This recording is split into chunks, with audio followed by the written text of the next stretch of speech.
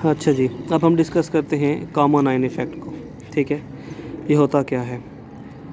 The separation of ionization of weak electrolyte by adding a common ion from outside is called common ion effect. Common ion effect का मतलब क्या? Simply आपके पास एक electrolyte है, let's suppose HCl। ठीक है, आपने उसको डाला पानी में तो वो टूट गया H पॉजिटिव Cl नेगेटिव। ठीक है, लेकिन अगर आप उसमें एक और सल्यूट ऐड कर दो, जिस सल्यूट में ऐसा आयन हो जो पहले वाले सल्यूट के आयन के साथ रिसेंबल करता, मतलब कि HCl था ना, आप इसमें डाल दो NaCl।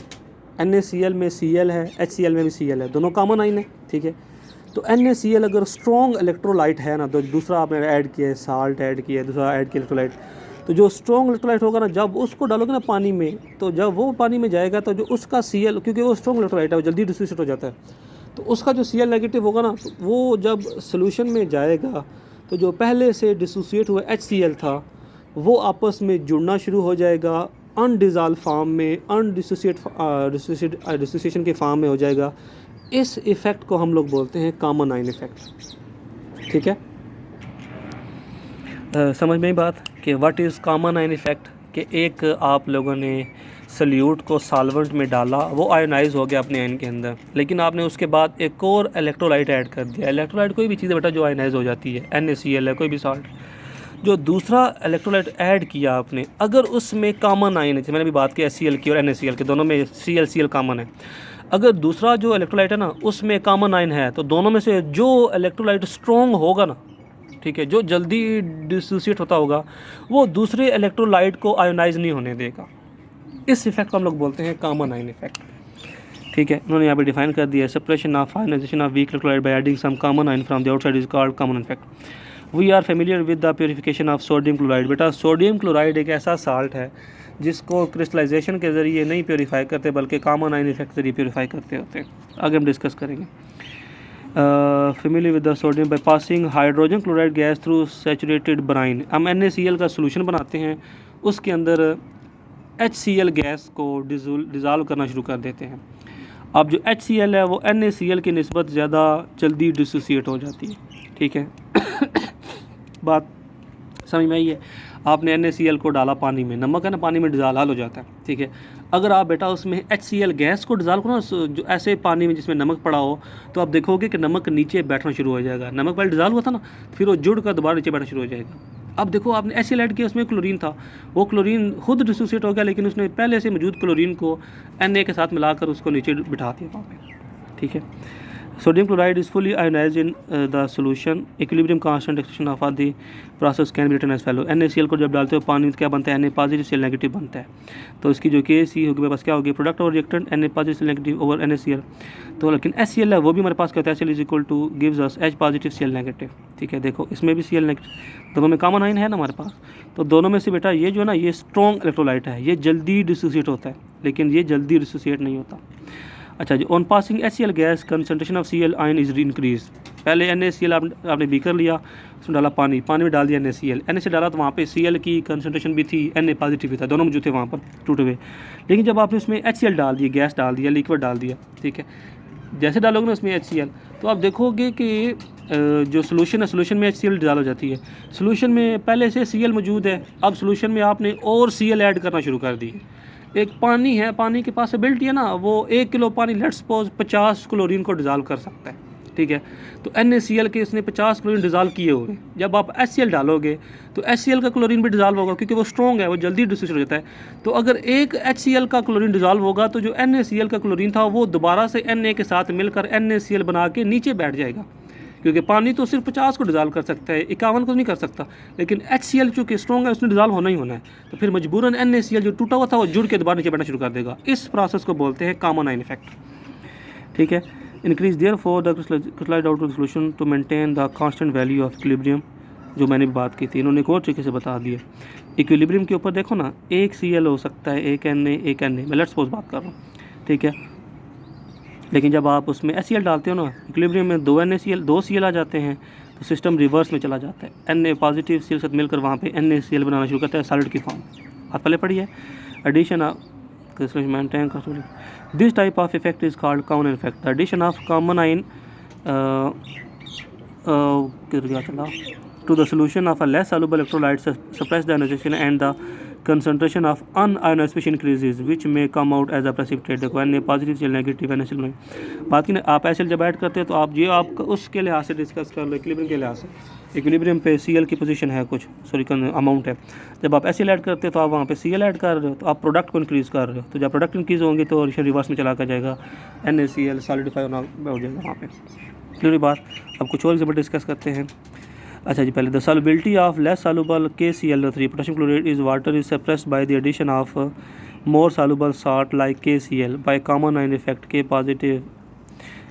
KCl3 एक साल्ट है, KCl दूसरा साल्ट है। जब आप KCl3 पानी में डिज़ाल्व करते हो तो वो डिज़ाल्व हो जाता है, लेकिन जब आप उसमें KCl एक और साल्ट डाल देते हो तो जो KCl3 वो नीचे बैठना शुरू हो जाता है। क्यों? क्योंकि वही आप लोगों के सामने इक्विलिब्रियम डिस्टर्ब हो जाता है, आप ये भी कह सकते हो। The ionization of KCl suppressed by and it is settle down as a precipitate. देखो यहाँ पे KCl पानी में गया, K पॉजिटिव से नेगेटिव बना, लेकिन जब आपने KCl उसमें ऐड किया तो वहाँ पे K पॉजिटिव बढ़ना शुरू हो गए। मतलब सोल्यूशन में एक था तो इक्विलिब्रियम में था, जब आपने KCl डाला तो K पॉजिटिव बढ़ना शुरू हो गया, मतलब 1 से 2 हो गए। तो जब इक्विलिब्रियम को डिस्टर्ब करोगे तो सिस्टम फिर रिवर्स में जाएगा, K पॉजिटिव इसके साथ मिलकर वहाँ पर ये बनाना शुरू कर देगा, इक्विलिब्रियम वहाँ पर डिस्टर्ब हो जाएगा। क्लियर। तो ये भी कॉमन आयन था वहाँ पे, तो ये जो था ये अनडिजॉल्व फॉर्म में नीचे बैठना शुरू हो जाएगा, इसको बोलते हैं common ion effect. Similarly the association of weak acid like H2S and water can be suppressed by the addition of stronger acid like HCl। H positive दोनों में कॉमन आयन है, H2S एंड HCl दोनों में H common ion है। H2S become less dissociated in the water solution, in this way low concentration of S ion is developed. H2S को डालो पानी में तो वो हमारे पास क्या प्रोवाइड करता है, 2H positive plus S2 negative करता है। Low concentration of S2 negative help to the precipitation of radical of second group basic radical during the salt analysis. अच्छा, इन्होंने बताया प्रोसेस के बारे में। तो HL डालोगे तो H पॉजिटिव बनेगा। देखो पहले इक्विलिब्रियम पे 2H थे, आपने HL डाला तो वहाँ पे H बढ़ गए, कॉमन नहीं था वहाँ पे, H के बढ़ने से रिएक्शन रिवर्स में चला जाएगा, तो दोबारा से वो बन जाएगा, डिसोसिएट नहीं होगा। The addition of NH4Cl to NH4OH, ये भी देखो appears the concentration of OH negative due to the presence of large excess of NH4 positive. देखो इसमें NH4Cl NH4 पॉजिटिव दोनों में NH4 कॉमन है, ठीक है। देखो अब NH4 तोड़ा, पानी में डाला तो NH4 पॉजिटिव Cl नेगेटिव बन गया। जब आपने NH4OH डाला तो वहाँ पे NH4 बन गया। तो जब दोनों इकट्ठे होंगे तो वहाँ पर ये रिएक्शन रिवर्स में चला जाएगा। रिवर्स में दोनों में से वो जाएगा जो रिएक्शन बड़ा वीक हो रहा होगा वहाँ। Common effect find extensive application in the quantitative analysis the preparation of buffer. तो आगे बात क्लियर, ठीक है। अब आगे बात करते हैं बफर सोल्यूशन के बारे में, ठीक है। व्हाट आर बफर सॉल्यूशंस, ठीक है। उसके लिए आप लोगों ने ये कॉमन आयन इफेक्ट को माइंड में रखना है। कॉमन इफेक्ट क्या होता है, एक सोल्यूशन बना हुआ है, उसमें सल्यूट है, सॉल्वेंट है, अगर आप उसमें एक और सल्यूट ऐड कर देते हो, वो सल्यूट जो स्ट्रॉन्ग सल्यूट हो और उसमें कॉमन आयन भी हो, तो वो पहले वाले सोल्यूशन को अनडिजॉल्व फॉर्म में कन्वर्ट करना शुरू कर देता है। अब बात करते हैं बफर सोल्यूशन के बारे में। व्हाट आर बफर सोल्यूशंस, ठीक है। तो बफर सोल्यूशन वो सोल्यूशन होते हैं जो pH के अंदर चेंज को रेजिस्ट करते हैं। मतलब अगर आपने एसिड ऐड करोगे तो सोल्यूशन की pH गिर जाएगी, एसिडिक हो जाएगा। बेस ऐड करोगे तो सोल्यूशन की OH बढ़ जाएगी, वो बेसिक हो जाएगी, ठीक है। तो फिर हम क्या करते होते हैं, हम फिर ऐसे सोल्यूशन क्रिएट करते होते हैं जो सोल्यूशन अगर उनमें एसिड ऐड कर भी दिया जाए, उनमें बेस भी ऐड कर दीजिए, लेकिन उनकी pH के ऊपर फ़र्क ना पड़े, ना वो एसिडिक हो ना बेसिक हो। तो ऐसे सोल्यूशन जिनमें अगर एसिड बेस ऐड करो उनकी pH के ऊपर फ़र्क ना पड़े या थोड़ा सा फ़र्क पड़े, हम उन सोल्यूशन को बोलते हैं बफर सोल्यूशन, ठीक है। अच्छा जी, small pH when small amount of acid base added to them are called buffer solution, ठीक है। they have specific constant value for pH and pH values do not change on dilution and kept for a long time, ठीक है। अब बात करते हैं जी, buffer solution are mostly prepared by the mixing two substances, ठीक है। Buffer solution क्या होता है हमने डिस्कस कर दिया। अब बात करते हैं कि प्रिपेयर कैसे होते हैं। पहला तरीका, by mixing a weak acid and its salt with a strong base. आपने एक तो वीक एसिड यूज़ करना है, ठीक है। वीक एसिड कोई भी हो सकता है, एसिटिक एसिड वीक होता है CH3COOH, ठीक है, एक एसिड है, और उसके साथ आप मिक्स कर दो उसी का साल्ट जो स्ट्रॉन्ग बेस के साथ मिलाकर बनाया हो। अब साल्ट कैसे बनते हैं, एसिड और बेस के साथ मिलने, एसिड और बेस जब मिलते हैं साल्ट बनता होता है, ठीक है। तो बफर कैसे बनता है, आपने ले लिया वीक एसिड, लेट्स सपोज मैंने ले लिया एसिटिक एसिड, तो उसमें मैंने एक और चीज़ ऐड करनी है साल्ट। साल्ट और वीक एसिड को मिलाओगे तो हमारे पास बन जाएगा बफर सोल्यूशन, ठीक है।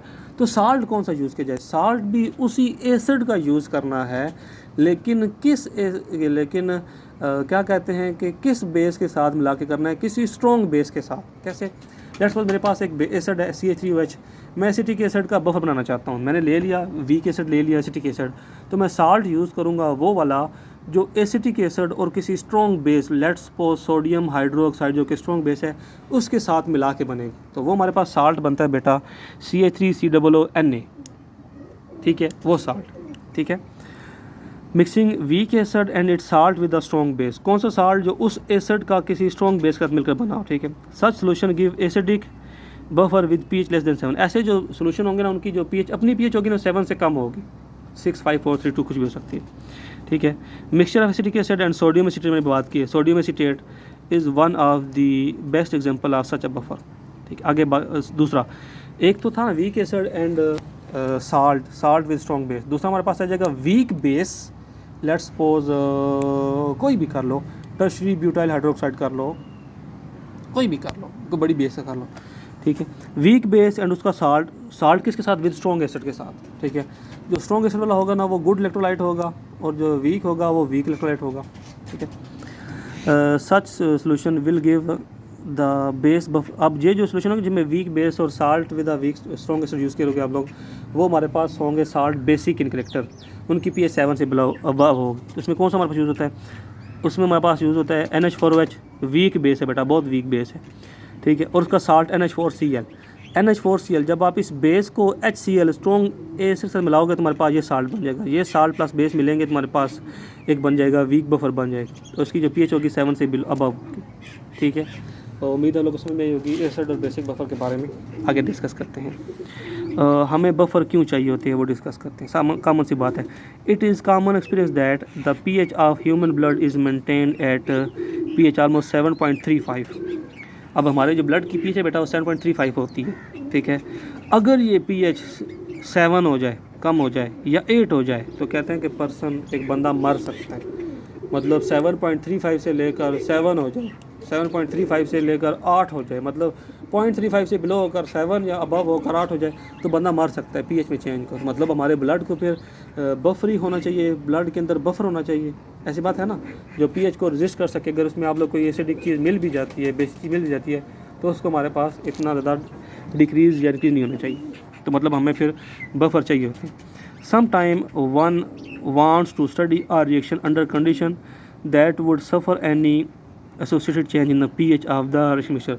बात का हम ऐसे रिएक्शन भी देखते होते हैं जिनमें हम एसिड ऐड करते होते हैं, जिनमें pH चेंज हो जाती है, लेकिन pH की चेंज होने से रिएक्शन ख़राब हो सकता है, तो फिर हम उसमें बफर लेते हैं ताकि रिएक्शन हमारा ख़राब ना हो, ठीक है। So a suitable choice of solute, a chemist can ensure the solution will not experience more than a very small change in the in the pH, even if a small amount of strong acid or strong base is added. Buffers are important in many areas of chemistry और allied sciences में होते हैं, like molecular biology, microbiology and cell biology, soil sciences, nutrition and clinical analysis.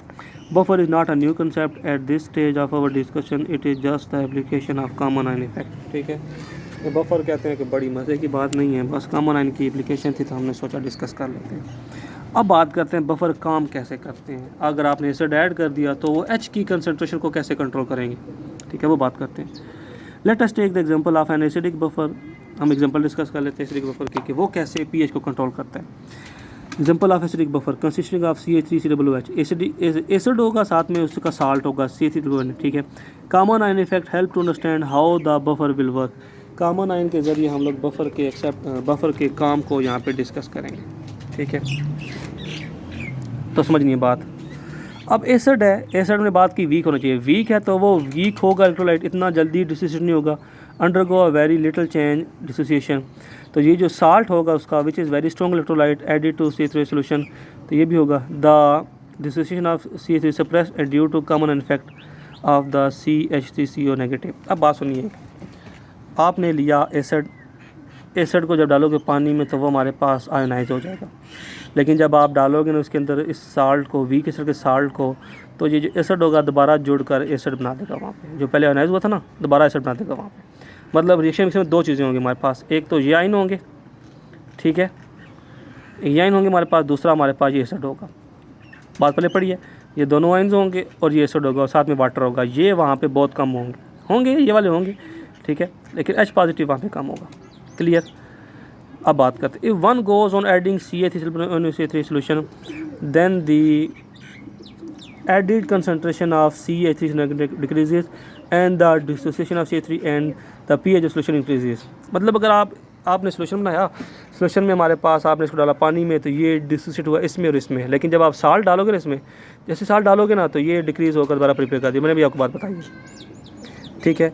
Table में बताया हुआ है how pH of the mixture compound is maintain greater the. अब हम इसको मेंटेन कर सकते हैं, इसकी अमाउंट, दोनों के अमाउंट से इसको मेंटेन कर सकते हैं। ग्रेटर द कंसनट्रेशन, अगर एसिटिक एसिड की कंसनट्रेशन ज़्यादा होगी as compare to the salt less the pH of the solution. अगर साल्ट ज़्यादा होगा तो pH, साल्ट के अंदर अगर साल्ट ज़्यादा डालोगे तो फिर ये ज़्यादा होगा, ठीक है, ये ज़्यादा होगा तो pH उसकी बढ़ जाएगी। लेकिन अगर ये डालोगे तो फिर ये भी ज़्यादा होंगे साथ में, तो pH उसकी कम हो जाएगी वहाँ, ठीक है। बात पहले पढ़िए, आगे टेबल में बताया उन्होंने कैसे आप अपनी मर्ज़ी से बना सकते हो। अच्छा जी, actually buffer is mention above is larger reservoir of acetic acid.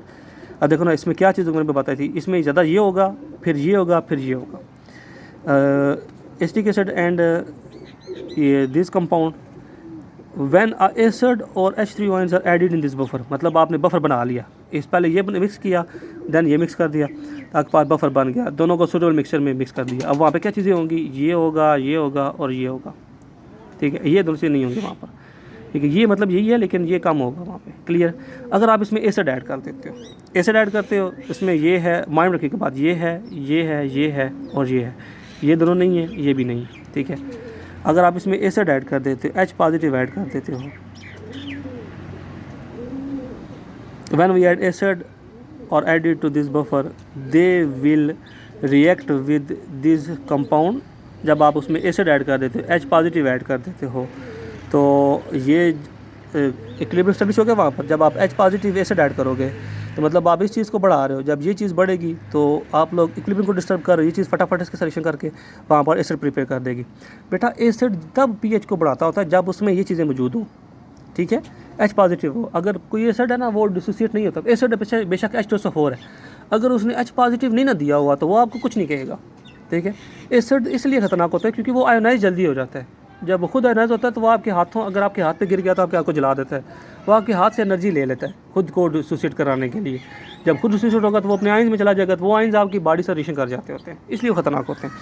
अगर एसिड है वो इस फॉर्म में कभी एसिड ख़तरनाक नहीं होता, ये बिल्कुल पानी की तरह है।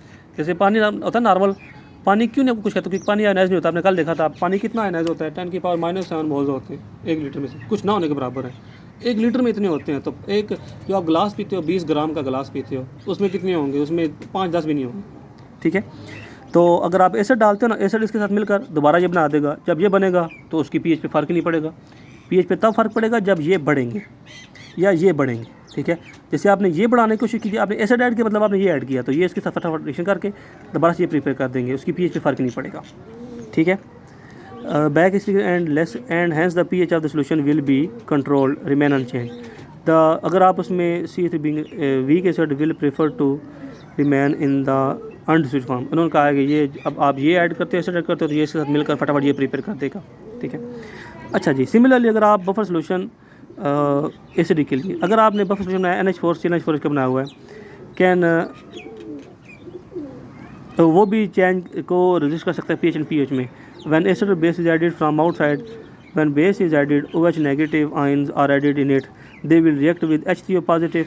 अगर आप NH4OH और NH4Cl के बफर में बेस को ऐड कर देते हो तो वो जो बेस होगी वो पॉजिटिव आयन के साथ मिलकर वाटर बना देगी, और जो वाटर है डेफिनेटली वाटर जो है वो न्यूट्रल होता है हमारे पास, उसकी pH 7 होती है, तो उसकी pH पे अगेन कोई फ़र्क नहीं पड़ेगा, ठीक होगी बात। कुछ पहले पढ़ा आप लोगों को कैसे बफर काम करते होते हैं, मुझे बताइए अगर आपको ना पहले पढ़ी तो, ठीक है। सिंपल सी बात है बेटा, ये भी इक्विलिब्रियम के ऊपर काम करता है, कॉमन एंड इफेक्ट के ऊपर काम करता है। ठीक है। ये देखो ना, साल्ट और एसिड दोनों में कॉमन आयन होता है। ठीक है, इक्विलिब्रियम कैसे होता है, एसिड ऐड किया, एसिड से मिलकर दोबारा से ये बना देगा, तो ये फर्दर डिसोसिएट नहीं होगी क्योंकि ये मौजूद है वहाँ पर। अच्छा जी, calculating the pH of a buffer. एक बफर की पीएच को कैसे कैलकुलेट किया जा सकता है। Let us try to learn how to buffer determine the pH can be prepared. Consider a weak acid HA and its salt NaA। ठीक है, with a strong base let's say NaOH। The reversible reaction dissociation of Ka is given follow. हमारे पास एक acid है HA, टूटेगा हमारे पास क्या बनेगा, H positive and A negative. उसी का साल्ट है, क्योंकि कैसे बनते हैं बफर, एसिड उसके साल्ट से, साल्ट उसका NaA है। ठीक है, दोनों आपस में मिलकर हमारे पास Na पॉजिटिव A नेगेटिव बना देंगे। ठीक है, तो इसकी लिखते हैं Kc की वैल्यू लिखते हैं। Kc हमारे पास की वैल्यू क्या आ जाएगी, H positive A negative over HA, इसकी वैल्यू Kc की। और ठीक है, इक्वेशन को रीअरेंज करते हैं, इसको उठा के उधर ले जाओ, क्योंकि वीक एसिड होगा हमारे पास, ये वीक एसिड होगा। वीक होगा तो HA की जो कंसंट्रेशन होगी वो ऑलमोस्ट नेग्लिजिबल होगी, ना होने के बराबर होगी।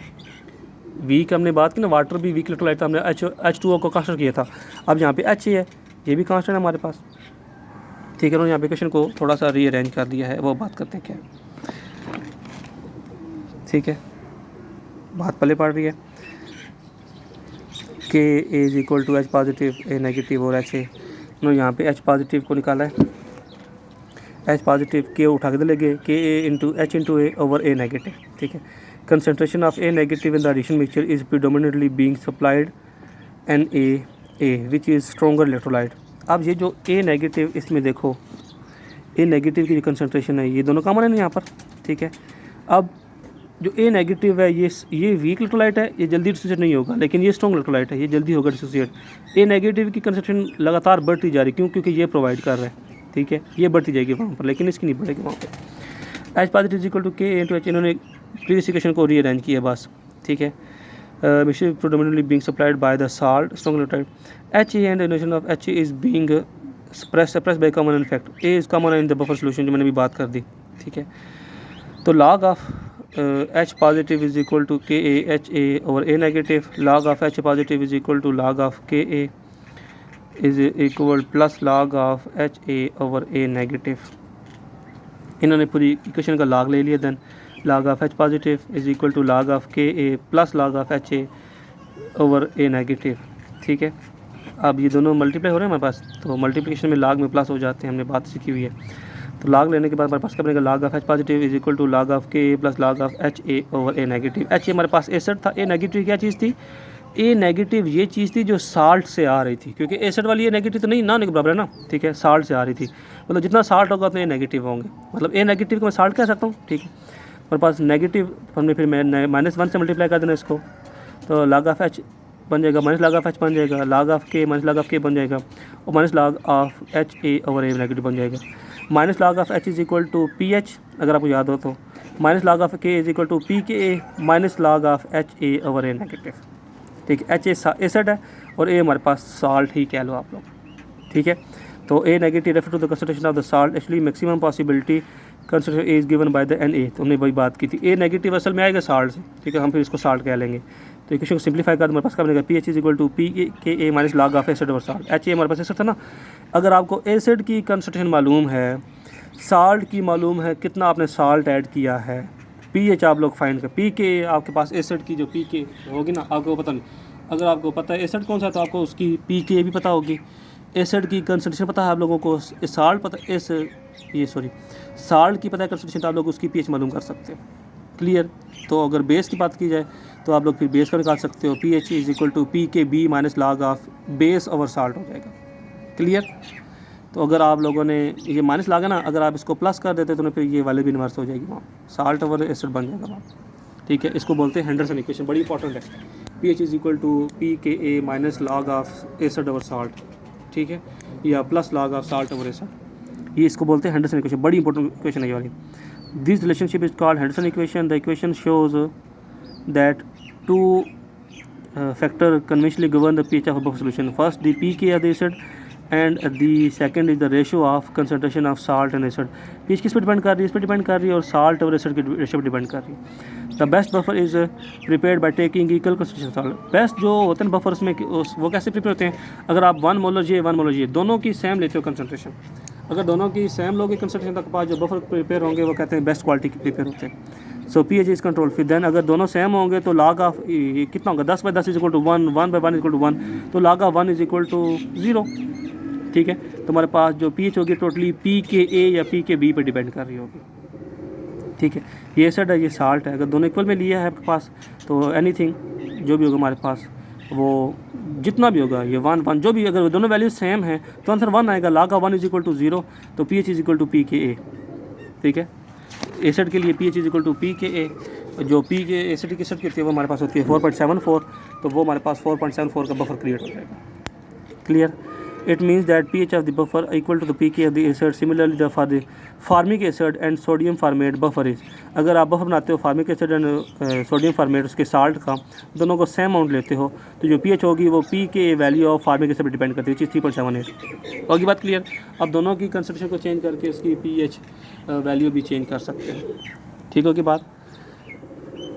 अच्छा जी, अब मैं बात की to prepare a buffer of definite, अगर आप अपनी मर्ज़ी का बफर प्रिपेयर करना चाहते हो, ठीक है, we need to a suitable acid for that purpose can also manage the buffer of our own required pH of suitable selecting consideration ratio of the salt and acid. If acid is 0.1 mole per DM cube and the salt is 1.0 mole per DM cube, तो फिर क्या होगा? मतलब अगर आप acid की कम amount लेते हो, साल्ट की ज़्यादा अमाउंट लेते हो, एसिड 0.1 मोलर है और जो साल्ट है वो 1.0 मोल है, तो क्या होगा? PH is equal to P K A of acid, जो एसिटिक एसिड होता है उसकी पीएच 4.74 होती है, सॉरी उसकी पी के वैल्यू 4%, पीछे टेबल में दी हुई है 4.4 प्लस log ऑफ साल्ट और एसिड। साल्ट की 1.0 थी, एसिड की 0.1 थी, तो log ऑफ इसको डिवाइड को मेरे पास 10 आंसर आता है, तो log of 10 is equal to 1, तो जो 4.74 प्लस 1 इज इक्वल टू हमारे पास 5.74 आ जाएगा, पीछे हमारे पास 5.74 आ जाएगी। आप इस तरीके से कंसंट्रेशन को अबव एंड बिलो करके अपनी मर्ज़ी का बफर प्रिपेयर कर सकते हो। ठीक होगी बात? आगे जी, आप इस तरीके से अगर आप इन्वर्स ले लो, आप एसिड ज़्यादा ले लो, साल्ट कम ले लो, एसिड ज़्यादा होगा साल्ट कम होगा, तो पीएच हमारे पास 3.74 हो जाएगी। अगर साल्ट ज़्यादा लोगे देखो पीएच हमारे पास ज़्यादा हो जाएगी, उसकी पी के वैल्यू से सोल्यूशन बेसिक हो जाएगा। अगर आप एसिड ज़्यादा लोगे तो सोल्यूशन एसिडिक हो जाएगा, उसकी पीएच 7 से बिलो हो जाएगी। क्लियर की बात? ये भी 7 से बिलो थी लेकिन ये हायर पीएच थी और ये लोअर पीएच थी। ठीक है, एसिड ज़्यादा लोगे तो आप लोग पीएच को एसिडिक कर सकते हो, लोअर कर सकते हो। अगर आप साल्ट ज़्यादा लेते हो तो आप इस पीएच को बेसिक कर सकते हो, हायर कर सकते हो। Any how the above mention combination can be use to prepare any pH है prepared buffers having pH from 3.74 to 5.74. The buffer beyond this range will not be good buffer, will have small buffer capacity. कहते हैं जो buffer आप इसके अलावा create करोगे उनकी जो कैपेसिटी होगी ज़्यादा नहीं होगी, मतलब इतना रजिस्ट नहीं कर पाएंगे। ठीक है, just like acidic buffer the basic, acidic buffer की तरह बेसिक बफर भी क्रिएट किए जा सकते हैं, वही उनकी भी हेंसन इक्वेशन होती है जिसमें बात वहाँ पे पी के था ना, यहाँ पे आप लोगों ने पी के बी कर देना है, वहाँ पे एसिड था यहाँ पे बेस कर, बिल्कुल सेम होगा, एसिड जगह बेस कर देना है, पी के एक जगह पी के बी कर देना है आप लोग। ठीक है, Henderson equation for this purpose let us mixture of base and its salt. Base हमारे पास सोल्यूशन में जाएगी तो वो definitely NH4 positive and negative आएगी, K b is equal to NH4 positive product और reactant taking log negative log p K POH p K b plus log of salt over base. ठीक है, using the relationship we can prepare the basic buffer of required POH और by suitable selecting the base adjusting the ratio of salt and base. Clear होगी बात? ये हमारे पास था buffer के बारे में। आगे हमारे पास एक एग्जांपल आ जाती है, calculate the buffer of pH solution 0.11 molar salt and 0.9 molar acetic acid solution. के वैल्यू भी इसकी दी हुई है, ये के ए वैल्यू दी हुई है। ठीक है, दी हुई है, आपने पीएच मालूम करनी है। तो पीएच कैसे निकालते हैं बफर की? PH is equal to P K plus log of salt over base. Salt की भी दी हुई है यहाँ पर, ठीक है 0.11, बेस की भी दी हुई है 0.09। ये बेस नहीं, अब एसिड आएगा बेटा, ये एसिड है बेस नहीं है। ठीक है, एसिड आएगा तो के दी हुई है, तो आप के का नेगेटिव लॉग ले लो तो पी के बन जाएगा, तो इनको करो मल्टीप्लाई पास आंसर आ जाएगा। क्लियर होगी बात? अच्छा जी, आगे हमारे पास बात आती है बफर कैपेसिटी की। ठीक है, और एप्लीकेशन ऑफ सॉल्युबिलिटी प्रोडक्ट की, वो हम अगली वीडियो में देखते हैं। ठीक है, अल्लाह हाफिज़।